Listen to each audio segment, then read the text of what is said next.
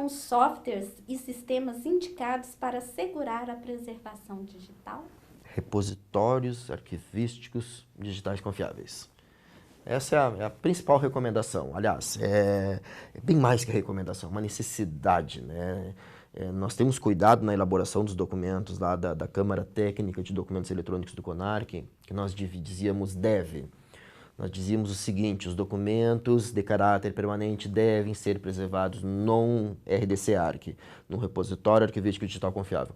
Agora a gente tem usado tem que. É muito mais forte, é muito mais imperativo, sabe?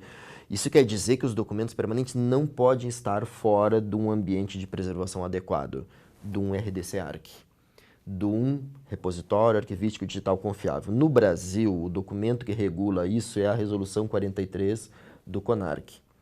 E olha, a gente fala isso, a gente fica imaginando, tá, mas eu vou ter que comprar, eu vou ter que desenvolver um sistema. Não, existem alternativas livres, softwares livres para isso.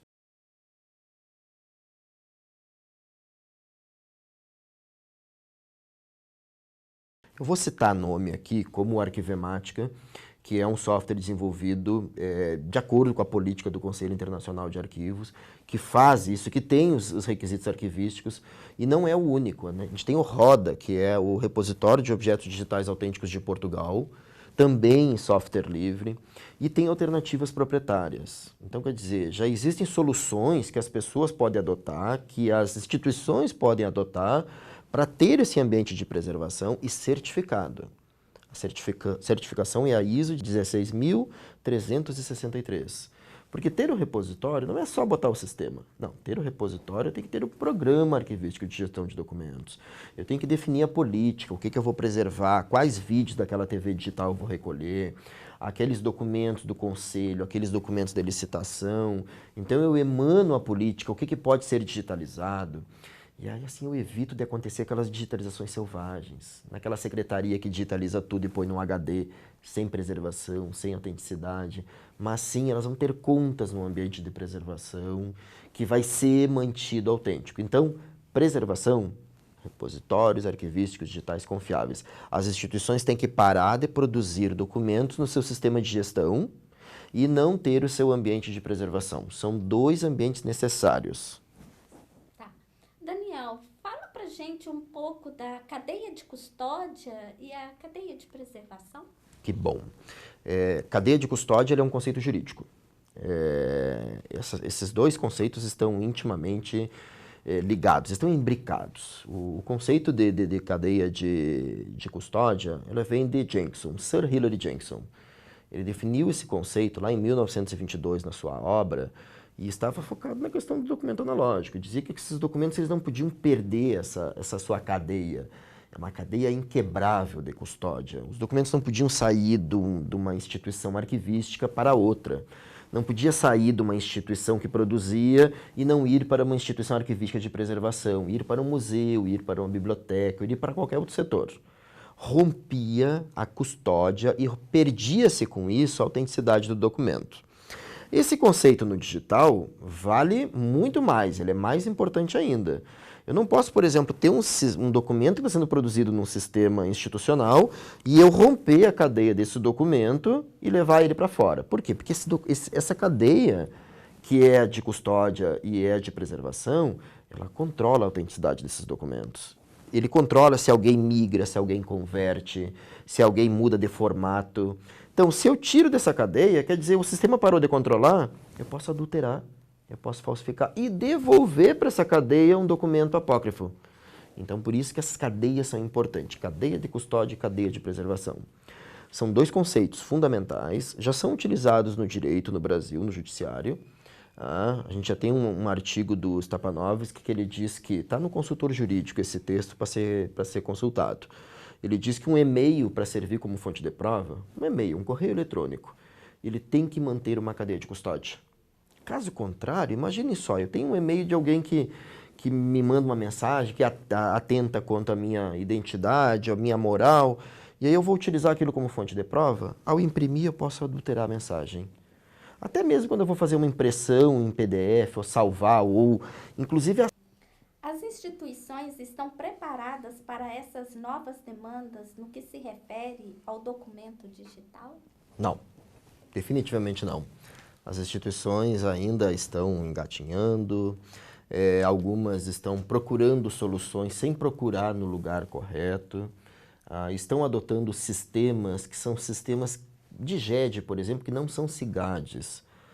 Estão adotando ambientes para preservar que não são ambientes arquivísticos de preservação. Então, nesse sentido, elas não estão preparadas. A recomendação que a gente dá é: você vai produzir documento arquivístico no Brasil, você tem que considerar o EARC Brasil. Isso é um manual para download, é uma resolução do CONARC. Procure lá no seu buscador favorito da internet, E-ARC Brasil. Esse documento, ele especifica tudo sobre como deve ser a produção de um documento arquivístico digital autêntico e confiável. Tem que ser nesse sistema. Nota, não é uma questão só do Brasil. Se você for para os Estados Unidos, eles têm a norma deles, o padrão deles, o modelo de requisitos, que é o DOD 5015. DOD porque é do Departamento de Defesa dos Estados Unidos que define esses requisitos arquivísticos. Se for para a Europa, tem o seu documento lá, que vale em toda a Europa, que é o MOREC. Se for para a Austrália, tem o DIRCS. Então, assim, no Brasil, vamos respeitar. Tem que ser, na fase de produzir documentos arquivísticos, na fase de gestão, corrente intermediário, EARC Brasil. Tem sistemas à venda, com contemplação dos requisitos, tem sistemas de software livre, a instituição pode desenvolver esses requisitos. Eu posso pegar um sistema que eu já tinha na minha instituição e adequar a esses requisitos, para efetivamente eu passar a ter uma produção e uma gestão de documentos arquivísticos autênticos e confiáveis. Bom, mas olha, para ela estar preparada não é só a produção, não é só a gestão, as duas idades documentais, corrente intermediária. Essa instituição precisa ter o permanente digital. Então ela precisa ter um RDCARC, ela precisa ter o repositório arquivístico digital confiável, resolução 43 do CONARC. Então a minha recomendação é, considerando que não estão preparadas e que muitas sim estão correndo atrás, estão fazendo, algumas instituições são de ponta, a gente tem experiências, a própria UFSM de Santa Maria até é uma expertise em manter cadeia de custódia plena de documentos arquivísticos digitais, mas assim, se for recomendar então os documentos, na fase de gestão em EARC Brasil, na fase de preservação, resolução 43 do CONARC. Os sistemas agora, o sistema é o CIGAD. Ele tem que ser um CIGAD, Sistema Informatizado de Gestão Arquivística de Documentos. Esse CIGAD ele é regrado por essa EARC, por esse documento. E esse documento define, o sistema implementa. A resolução 43, que define o ambiente de preservação, o ambiente é o RDCARC. E esses dois ambientes interconexos, interligados para manter aquela cadeia de custódia que eu falei e aquela cadeia de preservação. Eu não posso só ter um ambiente de gestão se eu não tenho um ambiente de preservação. Eu vou ter uma ruptura de cadeia de custódia. Num determinado momento, esses documentos vão sair do sistema que está cuidando da autenticidade e estarão factíveis de adulteração, de falsificação, de perda de preservação. Então, eu tenho que ter os dois elementos.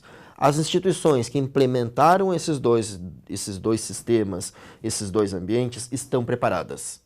Então, quando eu disse não, eu disse naquele sentido, a maioria das instituições.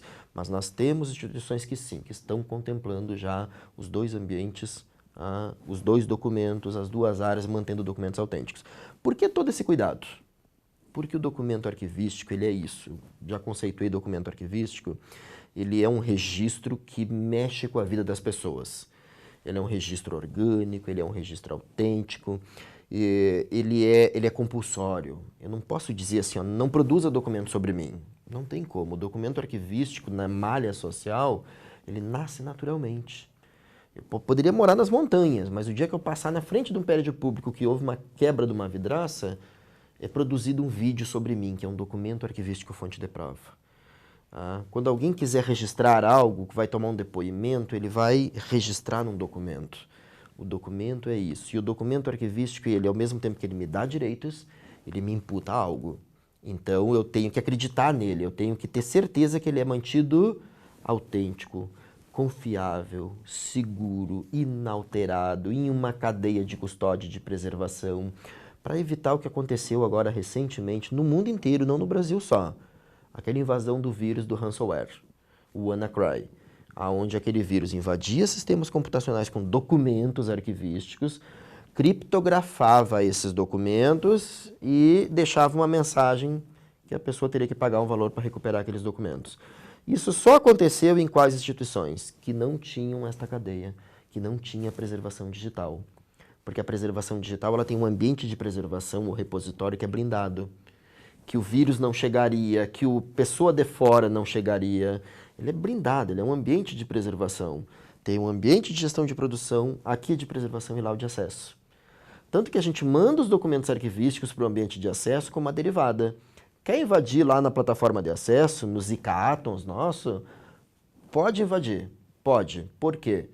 Porque a gente tem condições de repopular do meu ambiente de preservação os documentos lá novamente de acordo com a invasão. O WannaCry ele não tem sentido nenhum no ambiente de preservação autêntico. Tá? Então é isso que a gente diz, ele é importante por isso. Nós temos hospitais do Reino Unido que perderam documentos, que ainda estão tentando recuperar, prontuários de pacientes. Olhem a importância do documento desses, né? Que tem que ser mantido íntegro, que fere a privacidade da pessoa, que mexe com a vida da pessoa. E nós tivemos tribunais aqui do Brasil que saiu na grande mídia que tiveram que desligar seus servidores porque estavam sendo invadidos. Esses tribunais não estavam sob a égide da ISO 14721, da cadeia de custódia e cadeia de preservação. Não tinham CIGAD e não tinham RDC-ARC. Daniel, agradecemos, né, a sua disponibilidade de nos conceder esta entrevista, que eu tenho certeza que será de grande importância para os profissionais da área e os que não são também, porque hoje a gente está aí com essa situação, né, dos documentos digitais e que muitas pessoas, né, eu digo das instituições públicas, das instituições privadas, né, das empresas privadas, que não sabem diferenciar um documento arquivístico de uma informação. Júnia, eu que agradeço. Eu acho que essa iniciativa de vocês ela vai ser mais uma contribuição excelente para a área. A gente tem que dizer que eu conversei palavras e termos aqui técnicos. Nossa entrevista foi uma entrevista técnica porque a temática requer. Nós estamos falando de documentos arquivísticos autênticos e aí eu trouxe um rol de elementos como fixidez, variabilidade limitada, forma fixa, conteúdo estável, diplomática. Mas a questão embora isso seja extremamente técnico, o cidadão vai ter que começar a se preocupar mais com esses elementos. Porque esses registros sobre a sua vida antes eram produzidos num formato analógico que tinha presunção de preservação, que tinha fixidez implícita, que tinha conteúdo estável implícito. Olha a terminologia que eu estou adotando, mas isso lá no papel estava daquela forma, aquela carta tinha aquela apresentação. Qualquer coisa que eu tinha dúvida em relação à autenticidade, eu conseguia olhar e analisar e verificar mais rapidamente, ou então um estudo direto naquele suporte. No ambiente digital, tudo complicou. Isso não quer dizer que não tenha solução. Tanto que nós temos um modelo de requisitos para gestão e um modelo para preservação.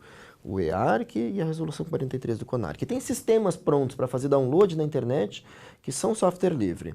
Então, quer dizer, o que a gente está falando é que o cidadão vai ter que começar a se preocupar mais e cobrar das instituições. Vocês efetivamente estão preservando os meus registros como deveriam?